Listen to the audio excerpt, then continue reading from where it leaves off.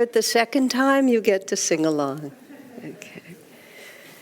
That beautiful song was part of our school play this year. It was added in just because we could. And because I was part of that project, I just kept hearing it sung and practiced over and over. And the words of it went deeper and deeper into my spirit, and that's what I wanted to share with you today. There's many parts of it, but the words that really moved me so deeply and seem so relevant right now: He walks with me and He talks with me. Of course you add, and He tells me I am His own. But it was just the simplicity of that thought. He walks with me and He talks with me.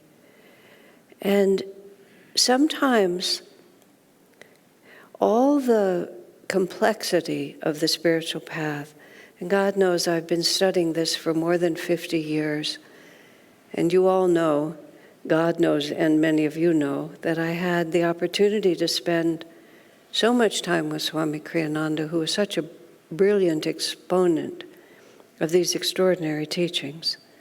And I just learned a lot of stuff, you know. I have a lot of words in my head and a lot of ideas. And what I have experienced in my life and what I observed in Swamiji, and as time passes, I increasingly understand. God is simple, everything else is complicated. And Swamiji made a comment once in a satsang that happened to be in India, but he said, because the creation is so complicated, and goodness, it certainly is, isn't it? I'm preparing myself to go on another long trip in a short period of time from now. And I think it's just so simple. Just throw a few things into a suitcase. But creation is very complicated. Will I be able to plug in my computer? Will the Japanese let me into their country? Do I need a visa for South Africa? How do I get money to Australia?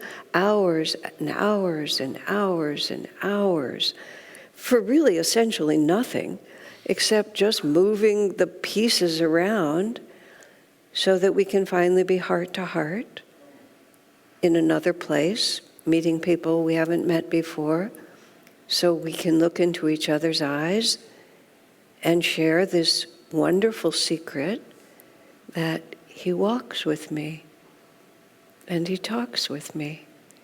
And even more profoundly, He tells me I am His own. Everything else that we're doing is because that's what we want, isn't it? We look for it in each other, and it's very important that not so much that we receive it from one another, but that we learn how to give it to one another. So we're magnificently drawn to each other, compellingly, irresistibly drawn to each other, and we believe that He's going to walk with me or she's going to walk with me, and they're going to tell me that I am their own, and then it's all going to be fine. And it's better. It's better, but it's never enough. It's just never enough, because that's the way we're made. We were made for Thee alone, and our hearts are restless until we find our rest in Thee. It gets very, very simple. When Swamiji made that statement about how complex creation is, except you see, it emanates, all of creation emanates from a singular point of stillness and bliss. And so the closer we get to God, to the divine, to Christ, to however we imagine it to be, which it is, the closer we get to it, the simpler and simpler everything becomes. It's He walks with me, He talks with me, He tells me I am His own. And the heart finally finds its rest. When Swamiji made that statement, the next morning I was visiting him in his house, and the next morning he said to me, I don't think most people appreciated how important what I said was. He said, they just heard it, but our minds go to complexity, and we want to make it difficult. And so when it comes down to being so simple, something in us says, no, it can't be that simple. But what we're actually saying is, simple is too hard. I think I'll contemplate something more complex, and then I'll feel like I'm doing something. But when it finally happens, whether it's a moment in meditation, standing outside in the beautiful natural world, holding your first child in your arms, meeting the person who is going to be your friend and teacher in your life, your companion, your partner, whatever it might be, they're moments. Swamiji did not like most modern movies. They moved too fast. And they're generally too unrefined. But he liked certain older movies that were about love, human love, but were about noble love, self-sacrificing love, not self-indulgent. Nowadays, human love is so self-indulgent. It can get you excited, but it doesn't usually inspire you. It can get you all heated up and hoping for a quick fix, but it doesn't inspire in the same way. And I remember I was just thinking of this the other day, the movie The Sound of Music, which almost all of us have seen. Many of us have seen it multiple times. My dear father, in the last 2 years of his life, excuse me a moment,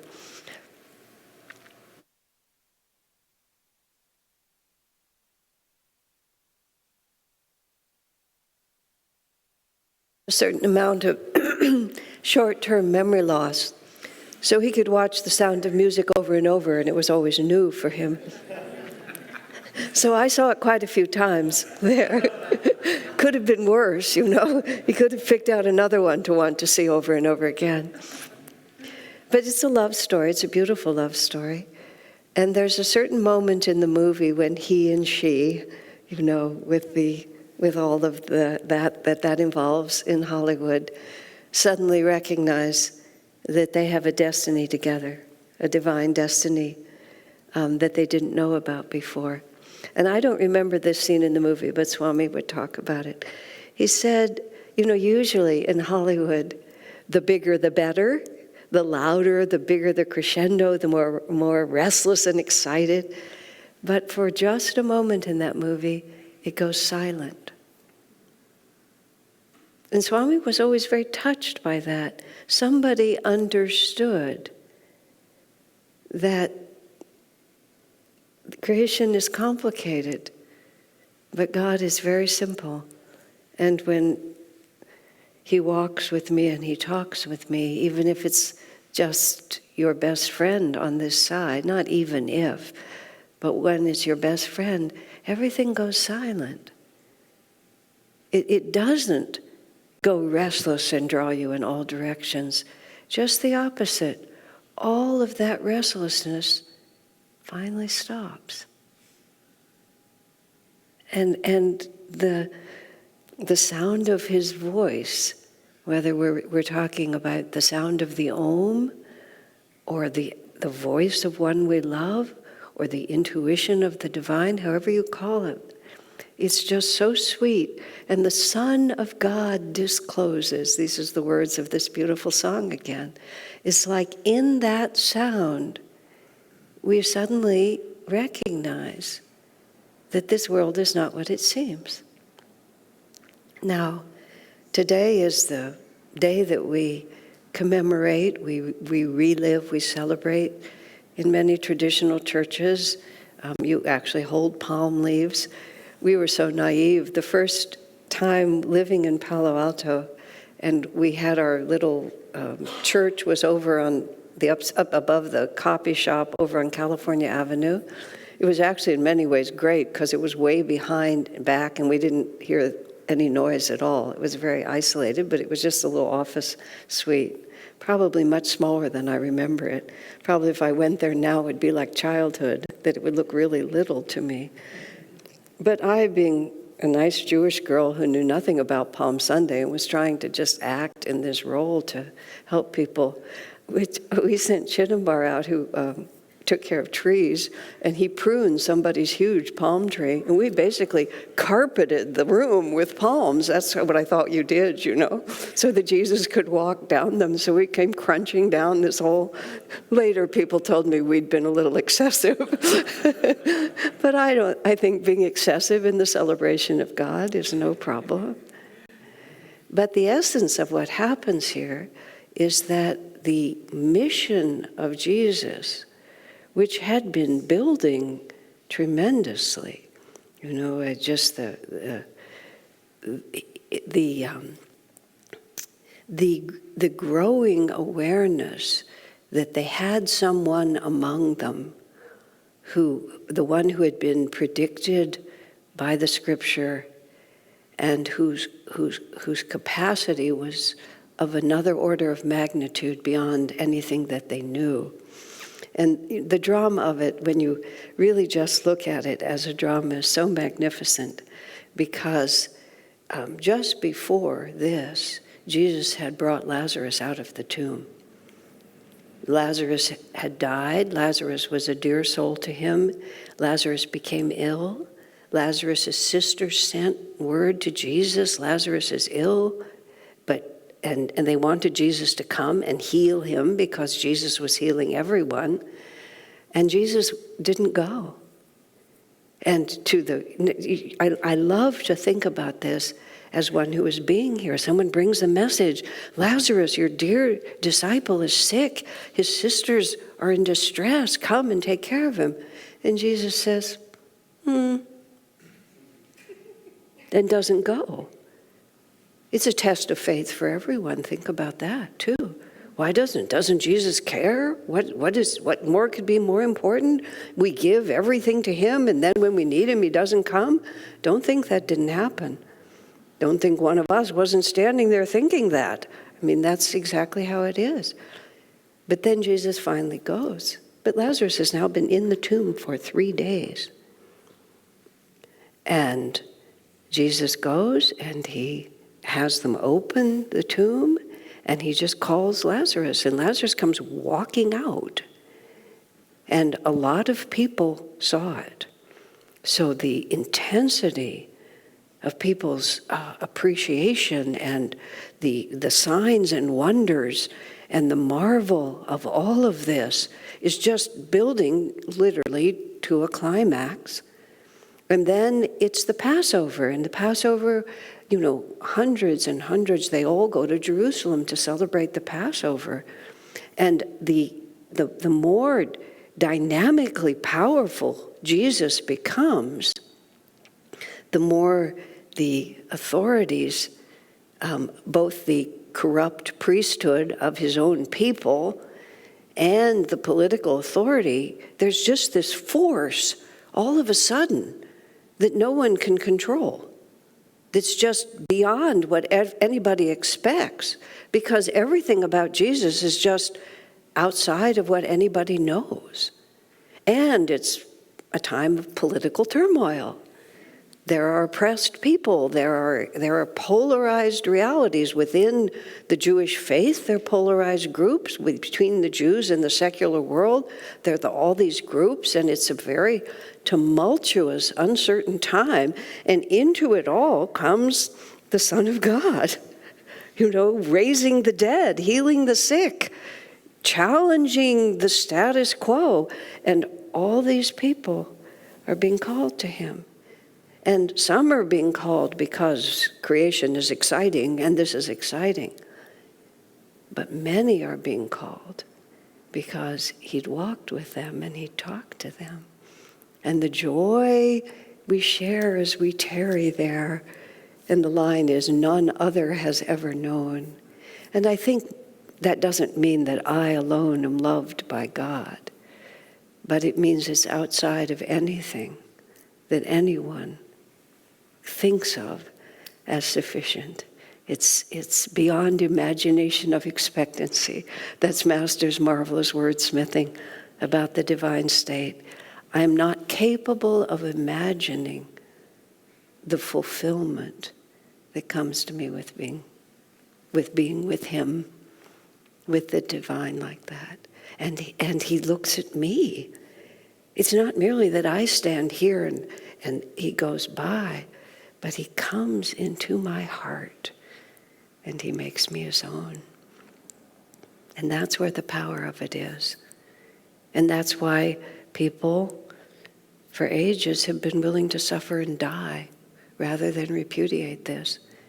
You can't repudiate it. It's beyond anything that is even can be separated from us. It's simply what we are. And so there, now in this time, it's like all of this energy is coming to a focus, and many people think it's going to be the triumph of this messenger of the divine. This is the beginning of our freedom and our salvation, and all of that is true. But they put it as political, as power in this world. The simplicity of it is confused by the chaos around. And so Jesus knows his destiny. And so on this Sunday, he decides he is going into Jerusalem. And everybody's talking. Will he come? Will he come? And when he comes, he brings a power that he had not allowed to show until that point. And this is where everyone gets swept into, sing out Hosanna, the Son of David, here he comes. And it's jubilant and it's joyous and it's outward. And its destiny, its culmination is not what people expect. Who dreamed of the tragedy? And is it a tragedy? It's a tragedy when you look at it from the point of view, really, the tragedy is in the heart of Jesus himself, because he brought this message of freedom, and those to whom he brought it rejected him. And it was his heartbreak, that was the tragedy, because his life was not a tragedy. Look at us here now.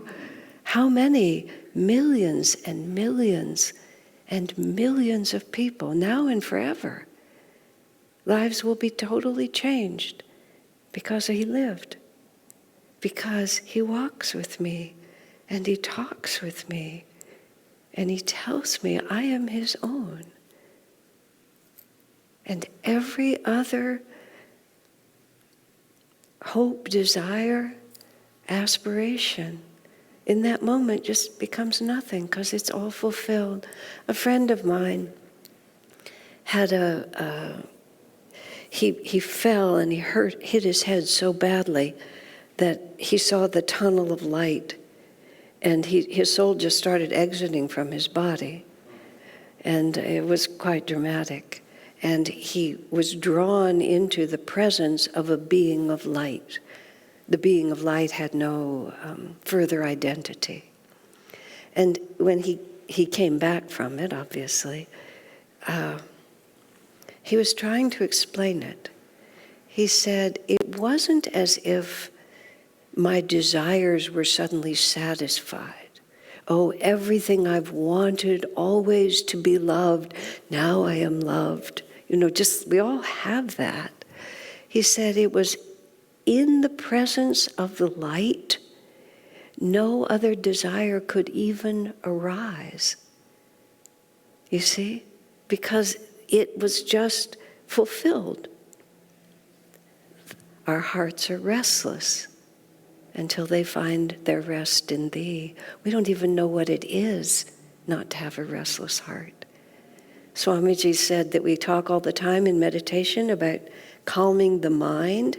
He said, but it's not the mind that needs to be calmed, it's the heart. Because the reason follows the feeling.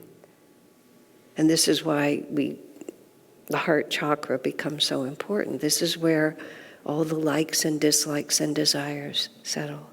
And they don't resolve by getting what we want. They resolve by realizing that we are what we want. And then where is there to go? All of this multiplicity simply disappears. It all becomes so simple. And this song, which I'm now going to invite our singers to sing again and to have us sing with them, somehow in the simplicity of the words and the simplicity of the melody, it can penetrate very deeply into us and give us something that can carry us very deep into the experience of God. So let us now sing together.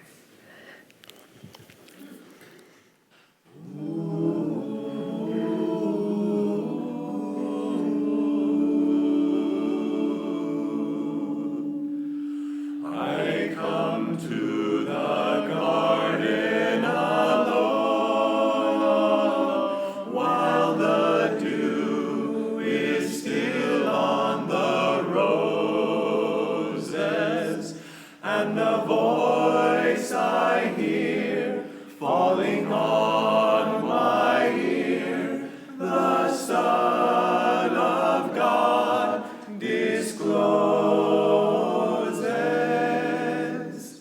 and he walks with me, and he talks with me, and he tells me I am his own, and the joy we share as we tarry there, none other has ever known. He speaks, and the sound of his voice is so sweet, the birds hush their singing, and the melody that he gave to me within my heart is ringing.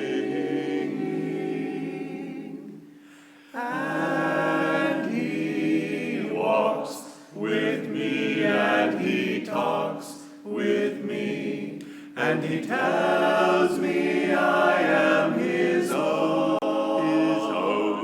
and the joy